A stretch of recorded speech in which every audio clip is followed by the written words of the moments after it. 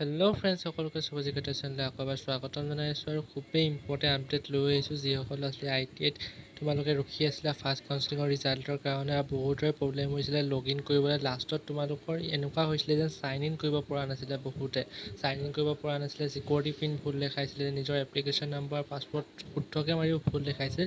এই সম্পূৰ্ণ তোমালোকৰ যিবোৰ তাৰমানে প্ৰব্লেম পাই আছিলে, এইসমূহ প্ৰব্লেম দূৰ হৈ পিনে এতিয়া তোমালোকে নিজে চেক কৰিব পাৰিবা। কেনেকৈ কি কৰিব পাৰিবা সম্পূৰ্ণ ডিটেইলছত মই দেখাই আছোঁ। তোমালোকে ভিডিঅ'টো চাই থাকা শেষলৈকে।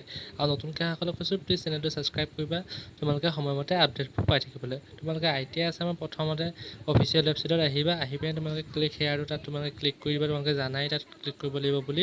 তাৰপিছত তোমালোকে অ'কে কৰি পিনে ইয়াত নিজৰ এপ্লিকেশ্যন নাম্বাৰ আৰু পাছৱৰ্ডটো ধুনীয়াকৈ বহাবা, চিকিউৰিটি পিনটো বহাবা। তোমালোকে যি প্ৰব্লেম পাই আছিলে প্ৰথমতে এপ্লিকেশ্যন আৰু পাছৱৰ্ড নাম্বাৰ ভুল দেখাইছিলে, এতিয়া তোমালোকে নোপোৱা, কাৰণ এতিয়া তোমালোকৰ যি তোমালোকৰ প্ৰব্লেম হৈ আছিলে ৱেবছাইটটো এতিয়া ঠিক কৰা হ'ল। এতিয়া তোমালোকে আৰামত তোমালোকে নিজৰ পাছৱৰ্ড ইয়াত বহাই দিব পাৰিবা। তোমালোকক মই চিকিউৰিটি পিন আৰু পাছৱৰ্ডটোৱে মই বহাই লৈছোঁ। তাৰপিছত এপ্লিকেশ্যন নাম্বাৰ বহাই ইয়াত চাইন ইন কৰিম। তোমালোকে দেখিব পাৰে কোনো প্ৰব্লেম নাহে।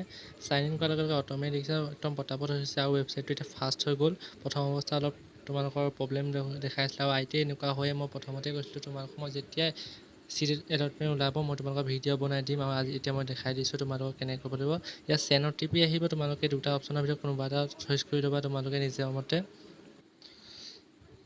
চেন OTP ক্লিক কৰি দিলোঁ। এতিয়া চেন OTPত আহিব OTP নম্বৰত। মোবাইলত যি OTP আহিলে OTPটো মই ইয়াত টিপি পিনে আপোনালোকক ক্লিক কৰি এতিয়া লগইনত ক্লিক কৰাৰ লগে লগে অ'পেন হৈ যাব তেখেতৰ যি কেণ্ডিডেট প্ৰফাইলটো চাবলৈ হ'লে আপোনালোকে দেখিব পাব। ইয়াত তোমালোকৰ দেখিব পাবা যে চিট এলটমেণ্টত নিউ বুলি আহিছে, অৰ্থাৎ এনেকৈ আহিছে। এই বস্তুটো নহালৈকে বহুতৰে অহা নাছিলে। এনেকৈ যদি চিম্পুলকৈ আহি আছিলে প্ৰথম অৱস্থাত, কিন্তু এতিয়া চিম্পুলকৈ নাই, এতিয়া নিউ বুলি আহিছে। তাত তোমালোকে ক্লিক কৰি দিবা। ক্লিক কৰাৰ লগে লগে আকৌ তোমালোকৰ অন্য এখন পেজ খাব তোমালোকৰ ওচৰত তেনেকৈ। তাৰপিছত তোমালোকে তলত স্ক্ৰল ডাউন কৰি দেখিব পাবা তোমালোকৰ ওচৰত চিট এলটমেণ্ট ৰিজাল্ট বুলি থাকিব। তাত তোমালোকে ক্লিক কৰি চাব পাৰা।